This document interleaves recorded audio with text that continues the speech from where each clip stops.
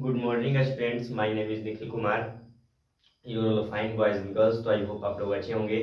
तो आज हम लोग फिर से नेक्स्ट क्लास में चलते हैं। हम लोग क्लास 10th का मैथ पढ़ रहे थे, जिसमें हम लोग त्रिभुज चैप्टर स्टार्ट कर दिए थे।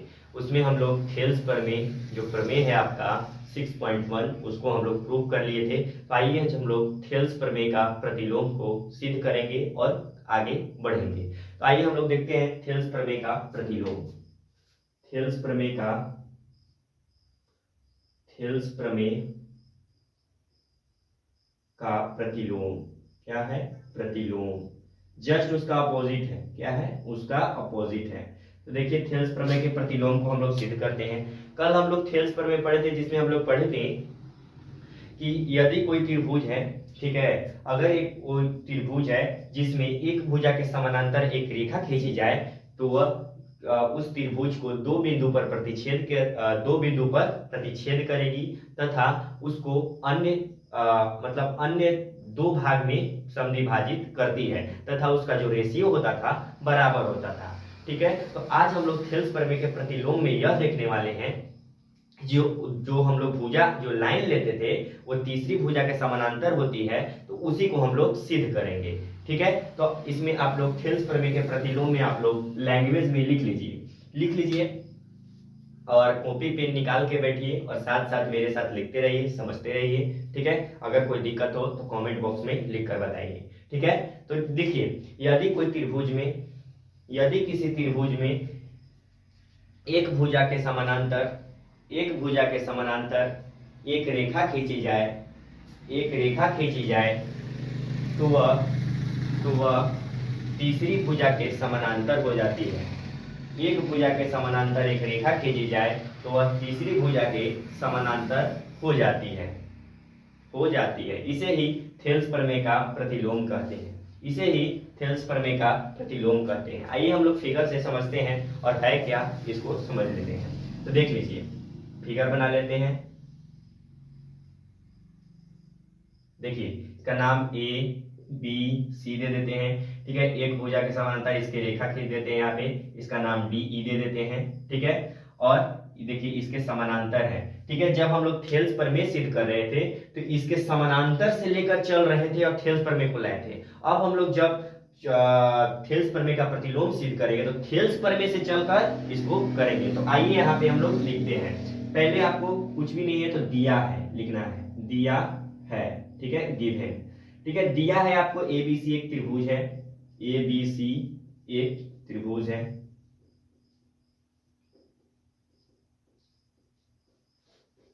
जिसमें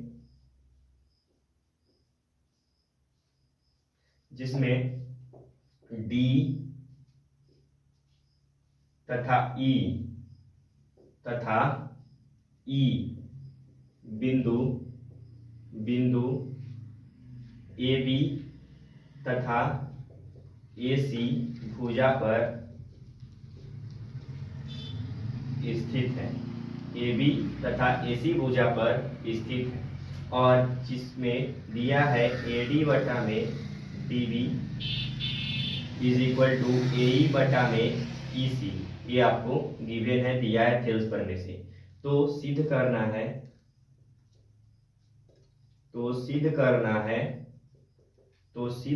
है डीई पैरेलल है बीसी के। यही आपको सिद्ध करना है। ठीक है, तो आइए हम लोग कुछ रचना करते हैं। क्या करते हैं?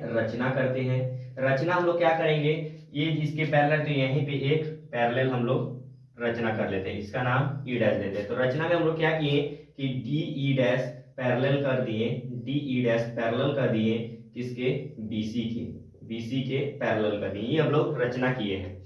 क्या ये है? रचना किए हैं। तो अब हम लोग यहाँ से प्रमाण देखते हैं। क्या देखते हैं? प्रमाण। ठीक है, इसको आप लोग नोट कॉपी में जल्दी से नोट कीजिए, तब हम लोग आगे देखेंगे। ये आपका वीवीआई क्वेश्चन प्रमेय है, थ्योरम है। जो थ्योरम आपको बता रहे हैं ये 5 से 6 नंबर में आपके बोर्ड एग्जाम में आने वाला है। तो आप लोग इस पर मतलब गहन विचार और सोच समझकर इसको पढ़िए, समझिए। नहीं, एक बार नहीं समझ में आए बार बार समझिए, प्रैक्टिस कीजिए। जितना प्रैक्टिस कीजिएगा उतना आपको क्लियर होता है। देखिए अब हम लोग प्रमाण में चलते हैं। तो प्रमाण में हम लोग चलेंगे, यहाँ पे देख लेंगे कि एडी बटा AD बटा DB is equal to AE बटा EC। ये हमको दिया था, क्या दिया था? दिया था थेल्स प्रमेय से। किससे? थेल्स प्रमेय से।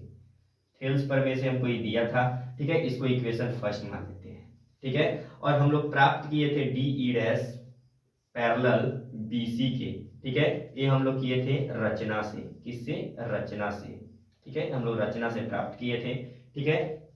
अब देखिए, अगर यहाँ DE डैश इसके पैरेलल है तो इसका भी तो रेशियो बराबर होगा, यानी जो AE बटा EC हम लोग कर रहे हैं तो यहाँ हम कह सकते हैं कि AE डैश बटा E डैश C कर सकते हैं, क्योंकि जब A इसके बहुत निकट है, क्योंकि, ठीक है। और ये भी इसके पैरेलल है, तो पैरेलल है तो उसका भी रेशियो बराबर होगा। यानी हम क्या कह सकते हैं कि E डैश E के बहुत ही निकट है, बहुत ही निकट है। क्या है? निकट है। E डैश E के बहुत ही निकट है, तो यानी हम कह सकते हैं कि AD बटा में DB is equal to AE dash बटा में E डैश C, ठीक है। ये कैसे हो गया? ये कैसे हो गया? या कह सकते हैं E डैश E के संपाती है। E के संपाती है। क्या है? संपाती। संपाती करने का मतलब मेरा यह है कि E डैश इसी पर है। मान के हम थोड़ा सा आपको देखने में लग रहा होगा अलग है, लेकिन उसी पर है। संपाती आपको बताए थे जब दो चर वाले रैखिक समीकरण आपको पढ़ा रहे थे, तो उसमें आपको बताए थे समानांतर रेखा, संपाती रेखा, प्रतिच्छेदी रेखा, ठीक है। तो उसी प्रकार संपाती का मतलब एक ही पर, प्रतिच्छेदी का मतलब कट करे एक बिंदु पर, प्रतिच्छेद करे। पैरेलल का मतलब तो आप लोग जानते ही है, संपाती है, ठीक है। तो इसको इक्वेशन हम लोग 2 मान लेते हैं। अब हम लोग चलेंगे समीकरण 1 तथा 2 से। समीकरण 1 तथा 2 से तो देखिए, यहाँ पे AD बाई DB और यहाँ पे AD बाई DB इक्वल है। इसका लेफ्ट हैंड साइड इक्वल है तो राइट हैंड भी इक्वल होगा, यानी कह सकते हैं AE बटा में EC is equal to AE dash बटा में E डैश C। क्या है? E डैश C, ठीक है। तो यहाँ पे देखिए, हम लोग मान दिए कि इसका भी रेशियो इसके रेशियो के बराबर है, तो इसका भी रेशियो E डैश C के बराबर है। यानी जब रेशियो बराबर है तो हम कह सकते हैं, रेशियो बराबर है तो हम कह सकते हैं कि DE डैश पैरेलल होगा E डैश C के, सॉरी DE डैश पैरेलल होगा BC के। यानी यहाँ से सिद्ध हो गया, जब DE डैश पैरेलल है BC के तो हम कह सकते हैं कि DE भी पैरेलल होगा BC के। ये आपका प्रूफ हो गया। क्या हो गया? प्रूफ हो गया। तो यही थेल्स प्रमेय का विलोम है। इसको आप लोग कॉपी में नोट कीजिए और इसको प्रैक्टिस कीजिए। जितना ज्यादा प्रैक्टिस कीजिएगा उतना ही आपका क्लियर होगा। तो इसको जल्दी से अपने कॉपी में नोट कीजिए, तो हम लोग कुछ आगे समझेंगे।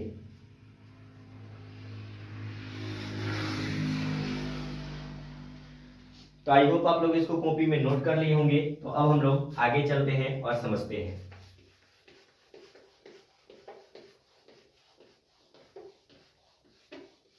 अगर आपको समझ में नहीं आया तो इसको बार बार प्रैक्टिस कीजिए, वीडियो को देखिए, ठीक है। जितना ज्यादा प्रैक्टिस कीजिएगा उतना ही ज्यादा आएगा। तो हम लोग त्रिभुजों के समरूपता से संबंधित 2 प्रमेय सिद्ध किए हैं, थेल्स प्रमेय और एक थेल्स प्रमेय का विलोम। त्रिभुज जब समरूप होगा, अगर उसका संगत भुजा का अनुपात बराबर होना चाहिए और उसका जो एक भुजा के समानांतर एक रेखा है वो पैरेलल होना चाहिए, BC के समानांतर होना चाहिए। तो त्रिभुजों के समरूपता से संबंधित थेल्स जो गणितज्ञ थे उन्होंने प्रमेय दिया, उसको हम लोग प्रूव किए। अब हम लोग आगे चलते हैं और कुछ हम लोग समझेंगे और समरूपता से रिलेटेड कुछ बात। अब हम लोग सिद्ध करने वाले हैं एंगल समरूपता। एंगल समरूपता, ठीक है। एंगल समरूपता, ठीक है। तो एंगल समरूपता का मतलब ये है, इसको में भी आप लोग लिखिए। यदि त्रिभुज का 2 कोण आपस में बराबर हो, यदि दो त्रिभुज का, ठीक है, मान लीजिए 2 त्रिभुज दिया हो, उसका 2 एंगल आपस में बराबर हो, ठीक है, तो तीसरा एंगल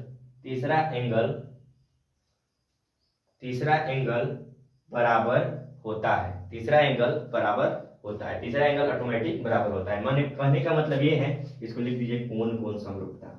कोण समरूपता। समरूपता ये आप लोग क्लास 9 में पढ़े होंगे, लेकिन आज हम लोग सिद्ध कर लेते हैं। क्या कर लेते हैं? सिद्ध कर लेते हैं। यदि त्रिभुज का दो कोण आपस में बराबर हो, तीसरा यानी देख लीजिए फिगर से, देखिए देखिए यहाँ पे एक त्रिभुज है, त्रिभुज और है।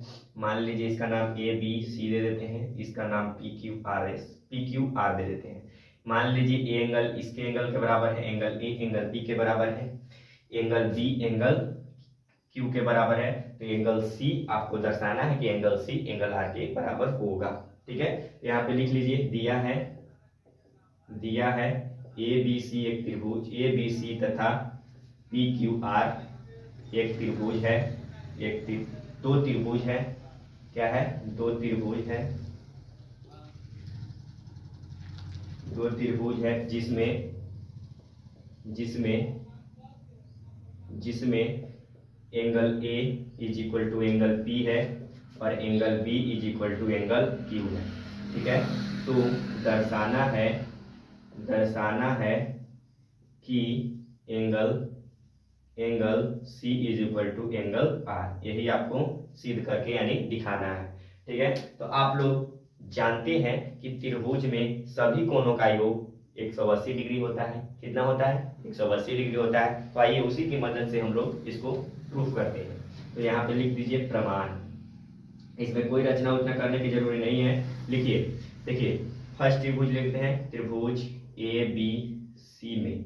ठीक है, त्रिभुज ए बी सी में कर लेते हैं, यानी angle A plus angle B plus angle C is equal to 180 degree. इसको इक्वेशन फर्स्ट कर लेते हैं। ठीक है, फिर सेकंड त्रिभुज में चलते हैं, त्रिभुज पी क्यू आर में चलते हैं। ठीक है, तो इसमें चलते हैं, तो इसमें angle P plus angle Q plus angle R is equal to कितना हो जाएगा? 180 डिग्री हो जाएगा। इसको इक्वेशन 2 ले लेते हैं। ठीक है, कैसे हम लोग कर लिए कि त्रिभुज में तीनों कोणों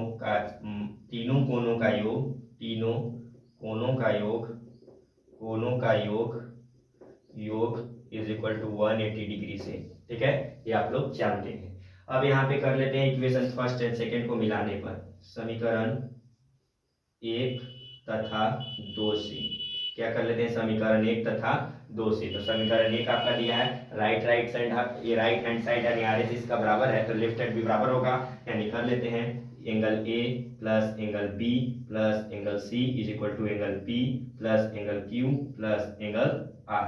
ठीक है, यहाँ करने के बाद आगे देखिए, यहाँ कर लेते हैं। देखिए अब देखिए एंगल ए का मान हमको पी दिया है, इसके जगह पी रख देते हैं। एंगल बी का मान क्यू दिया है, तो बी का मान क्यू रखते हैं और प्लस एंगल सी। ठीक है, और plus is equal to angle P plus angle Q plus angle R. अब देखिए यहाँ पी से पी कैंसिल हो जाएगा, क्यू से क्यू कैंसिल हो जाएगा, तो आपको देखिए यहाँ नजर आ रहा होगा angle C is equal to angle R. यही दर्शाना था कि यदि त्रिभुज का दो कोण आपस में बराबर हो तो तीसरा बराबर होता ही है। ठीक है, आपको प्रूफ करके भी दिखा दिए, तो इसको भी नोट कीज लीजिए या स्क्रीनशॉट ले लीजिए।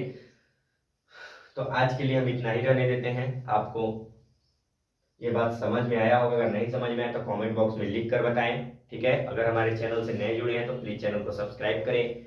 ठीक है, बेल आइकन को प्रेस करें ताकि हमारे वीडियो का नोटिफिकेशन आपको जल्द से जल्द जल्दी मिले। ठीक है, जब तक आपका बोर्ड एग्जाम नहीं हो जाता, ठीक है, तब तक हम जितने सारे द्विगुत्रीय प्रश्न हैं, मैथ, फिजिक्स, केमिस्ट्री, ठीक है, बायोलॉजी, सबका हम लोग एक्सप्लेनेशन धीरे धीरे करते रहेंगे। तो आज के लिए हम इतना ही रहने देते हैं। नेक्स्ट वीडियो में हम लोग कुछ क्वेश्चन देखेंगे। ठीक है, धन्यवाद।